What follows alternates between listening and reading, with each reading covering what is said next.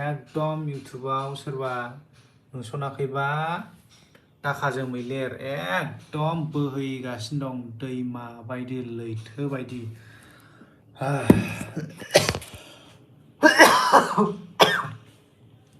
जिखुनु आंना देहा थिग गैया उन्दुनाय गैया सानथामसै फासथायाव उन्दुयो 9थायाव सिखारो 8थायाव सिखारो बिदि जागासिनो दङ मेगन मोदै जागासिनो दङ खर' गरम जाजोब्बाय मा खालामनो नोंथांमोनाथ' नुगासिनो दङ ना दैबाना जादों दैबाना दाखा जोमैनि इउटुबाव दैबाना जादों हगार बेसेबां हायो हगार जेबो नङा आं बे लाइभ जोबखांनायनि उनाव नोंथांमोना गासिबो बे भिडिअखौ आपल'ड खालामफिन रि-आपल'ड खालामफिन बे भिडिअखौ शेयार खालामजोब बयनोबो शेयार खालामाबो आपल'ड खालाम गावबा गावनि चेनेलाव आपल'ड खालाम फेसबुकआव आपल'ड खालाम इन्स्टायाव आपल'ड खालाम आं गिबियावनो बे बाथ्राखौ होननानै दोनखाबाय आरो आं मेसेज नायथ'ला दे जिखुनु आं फंनैसोल' बाथ्रा बुंनानै थांनोसै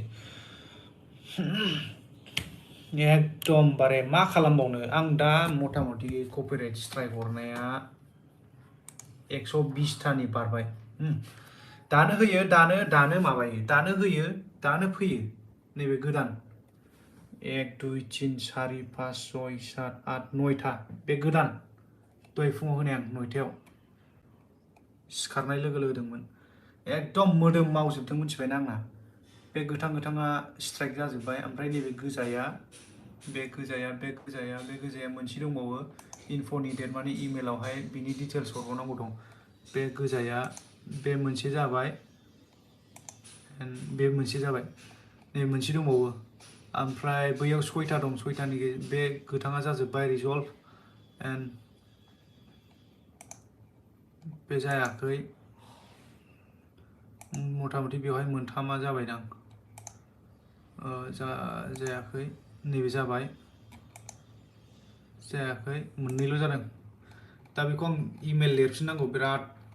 खस्थ' लिरोलै आंसो मिथिगौ माबायदि लिरदों इंलिश रोङा बाल इंलिश रोङा मोजाङै ओरैबादि खस्थ' लिरदों रोंबाथ' इमेलावनो लागावजोबगौमोन आं खेबसेनो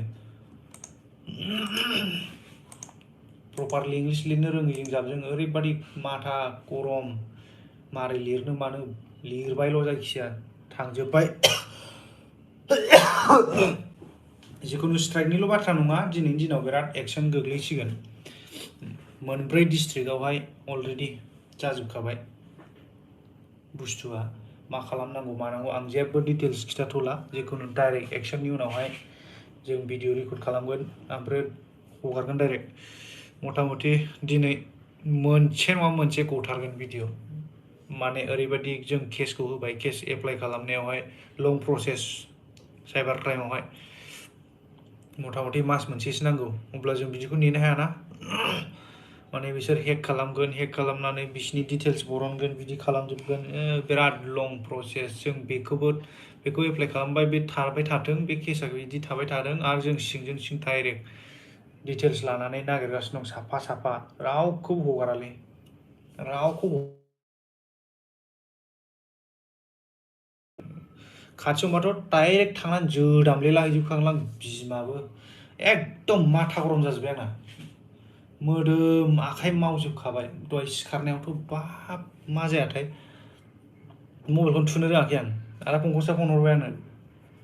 एकदम आं रायज्लायहरनोबो रोङासै सिरिस थाबाय आं एकदम खर' गरम जाजोब्बायलै जों एकदम जानो लोंनो सुख गैला साथामबो मा खालामबावनोथाय दानो थांगोन हमहैगोन निमाहा होदो अनदो उन्दै मानसि बुजियाखै मोनथियाखै नुवाखै खोमा भिडिअखौ जाय इउटुबाव हगारदों बे गासिबो इउटुबाव एक्टिभ गोजा इउटुबाव नायै गोरों गोजाखा बिसोरो गथ'सो मानसिफ्रा दा मा खालामनो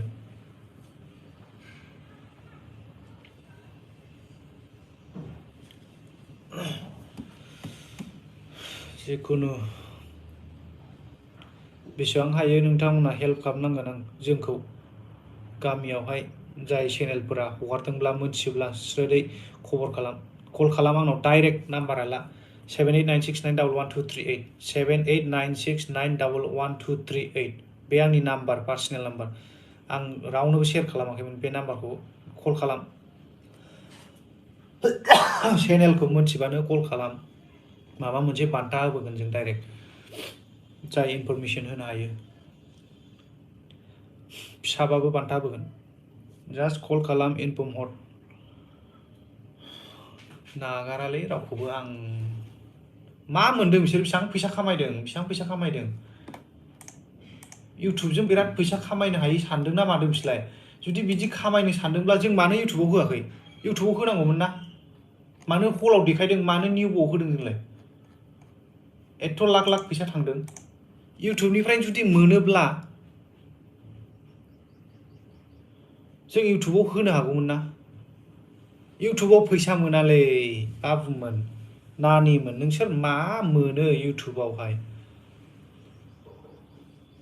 नोंसोर गाव गावनि टेलेन्टखौ बाहायनो नाजा गाव गावनि टेलेन्टखौ बाहायनानै नोंसोरनि कन्टेन्ट क्रिएट खालाम गोदान कन्टेन्ट क्रिएट खालाम नट रिआपलड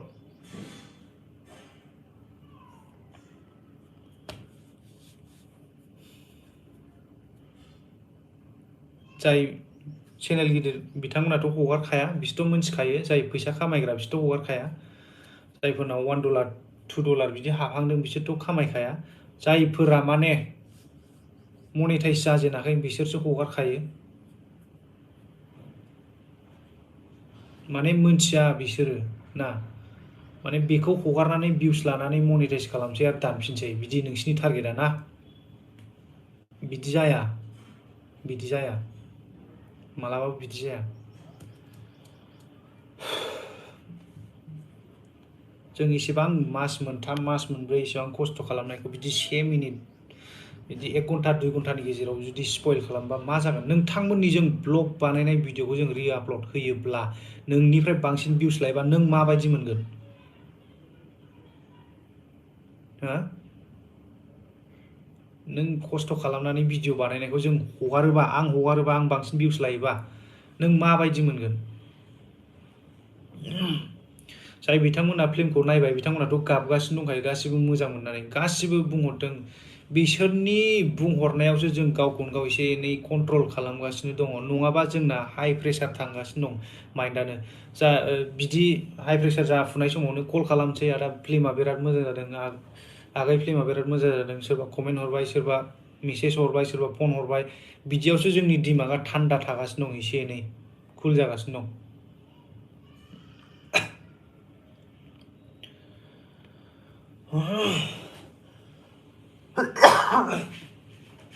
जाय बिथांमोनाथ' नायदों बिथांमोनाथ' मोजां मोनजोबखाबाय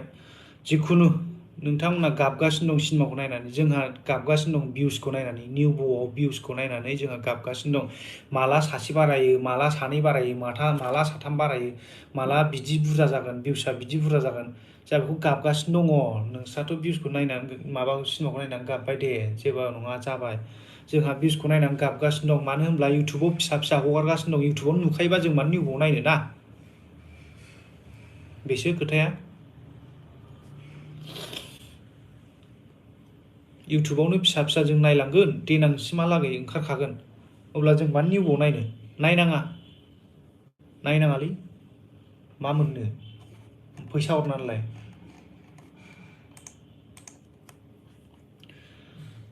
सासे प्रडिउसारा सिनेमा बानायनो बिराद फैसा नांगौ जायो जों हारसिं हाया हिसाबै जों साथाम लोगो नांनानै जोंनाव साख्रि गैया मा गैया जों साथाम लोगो नांनानैसो जोङो बानायदों फिल्मखौ साथाम लोगो नांनानै जों फिल्मखौ बानायनायावहाय गोबां खरस थांदों बे खरसखौ बोखांनांगौ जोङो बोखांनानै आरो लाब बानायनांगौ लाब बानायब्लासो जों नेक्स्ट फिल्म टारगेट खालामनो हागोन जुदि लाब बोखांनो हायाब्ला जों माजों बानायगोन बे जाखिनि मुल बे दा सोलिबोनायसिमावनो जोबलांजोब्बाय फैसाफ्रा दा जोंनाव मुलानो फैयाखै आरो लाबखौल' मा होननो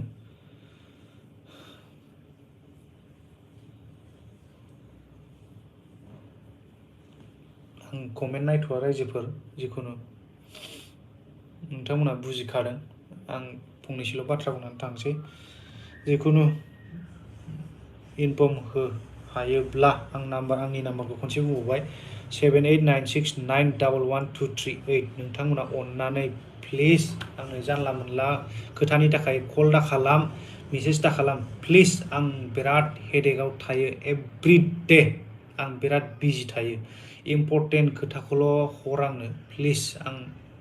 मैया दाख्लै सोरबा सानै मानसिजों नांलायहरनाय जादों सोरनिबा नाम्बार बिहरलाबाय थानाय मानाय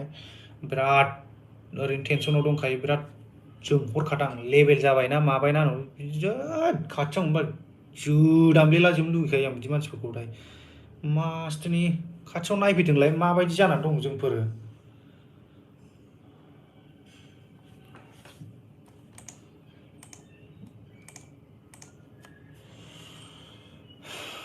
स' गाइस बेनोसै आं बारा गोबाव बुंनो थांला आंखौ बिदि हगारबाय थाबा कन्टेन्ट क्रिएट खालामदोंसो मालाय बिदिसो सानलायलांगोन खोमा आंनो नाङा भाई बिदि भिउस बिनि फैसा इउटुबनि फैसा आंनो नाङा मिथिबाय बे आंनि लाइभनि फैसाखौ नाङा बयबो आपल'ड खालाम बे भिडिअखौ जाहाथे मेसेज थाङो बैसिनिसिम आं बेखौसो लुगैदों जाय हगारग्राफोर आरो हगारनो नागिरदों दासिमाव आरो आं नै 2 घन्टा ना आधा घन्टा 1 घन्टा गेप जाबायना बे 1 घन्टा गेपावनो हगारलायबाय खोमा 10थासोआ होनांसिगौलाय नै आंहा सानसे आं बिदिनो गसंबाय थानांगौ नेट पेकआ सोगासिनो कम्पिउटाराथ' बिराद गिदिर बिराद थाङो नेट पेकआ सोगासिनो वाइफाइ ब्रडबेन्डबो गैया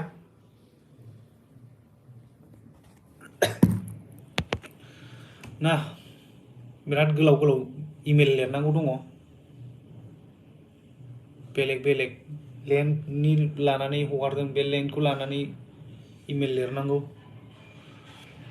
आरे भाई नोंसोरो बारग'नो दासान जोंनि सिनेमाया सेन्सर जानायसो सेन्सर बे सेन्सरा जाबाय गभर्नमेन्टनिफ्राय सार्टिफाइ मोननाय बे जों बेखौ जों गोसो बायदि खालामनो हायो जुदि सेन्सर गैयाबा नोंसोर गावसिनि माबाबो खालामनो हायो आपल'डबो खालामनो हायो बिसोर जेबो खालामनो हाया नोंसोरखौ केसबो होनो हाया जुदि गावसोर स्ट्रिक्ट एक्सन खालामनो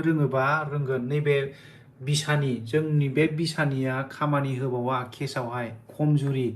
खिन्थु जोंनाव सेन्सर बर्ड दं बे सेन्सर बर्डआव जोंना बिराद फैसा थांदों र'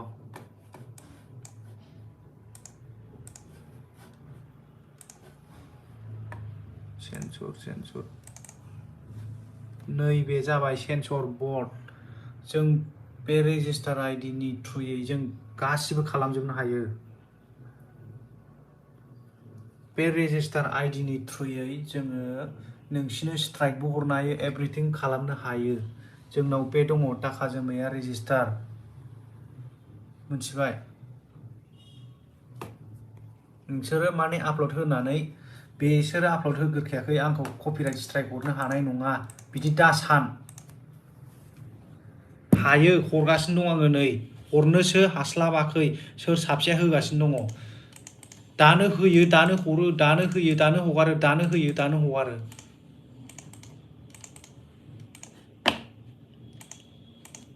जिखुनु हाखु दाखु गरमजों माबा माबि भुल खोथा बुंफ्रांदोंबा गाज्रि जामोन खर' गरम जाजोब्बाय जिखुनु जाया थेंक इउ जाय बिथांमोना सापर्ट होगासिनो दङ जाय बिथांमोना जोंजों क'पारेट खालामदों बिथांमोनखौ आं गोसो गोरबोनिफ्राय थेंक इउ हरबाय आरो अननानै जोबजासिम बे मिशना जोबजासिम नोंथांमोना जोंखौ सापर्ट खालामनांगोन जाय बिथांमोना जोंजों दासिम सापर्टआव दं नोंथांमोना अननानै सापर्टआव थाबाय था स्ट्राइकनिल' खोथा नङा बुस्थुआ जों आगारखाया मानसिखौ सासेखौबो हगारा एकदम सिरियासलि सासेथ' दहाय आधा घन्टा हगारबावदों बे आधा घन्टा हगारग्राखौथ' गखाला बेयो मा मोनदोंलै मा मोनदों आपल'ड होनानै मा मोनदों ना फैसा खामायदों ना मादों गावनो गाव बदनामसो जागासिनो दङ आच्छा गाइसमोन मोनसे रिकुवेस्ट डाइरेक्ट जुदि सोरबा आपल'ड खालामनाय नुयोबा बयबो गासिबो फ्लेग खालाम माने इउटुबाव थांदो र' रिपर्ट हो नोंसोरबो दाखाजों साप'ज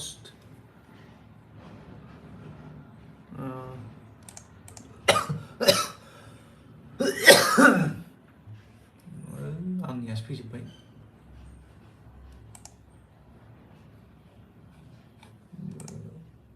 इउटुबखौबो रोंला नामाब्रा जिखुनु नोंथांमोना रोङाबा आं देखायनि गासिबोखौ ब्लेक खालामजोब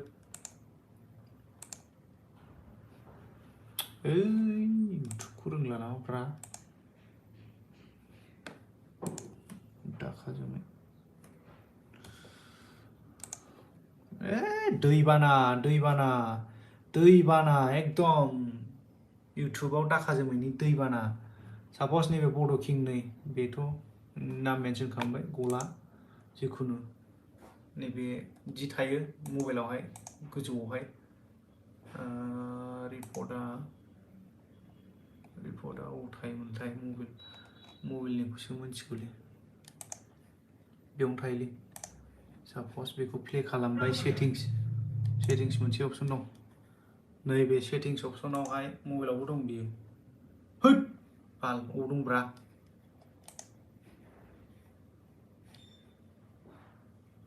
हैद रिपर्टनि अपसनल' नागिर माखा डाइरेक्ट रिपर्टनि अपसन नागिरदो माबा फ्लेग लिरनाय थायो बे फ्लेग लिरनायावहाय थुजोब बयबो जुदि बेवहायबो 10 जन बा 20 जननि बारा थुयो बे अट'मेटिक बे स्ट्राइक थाङो फ्लेगा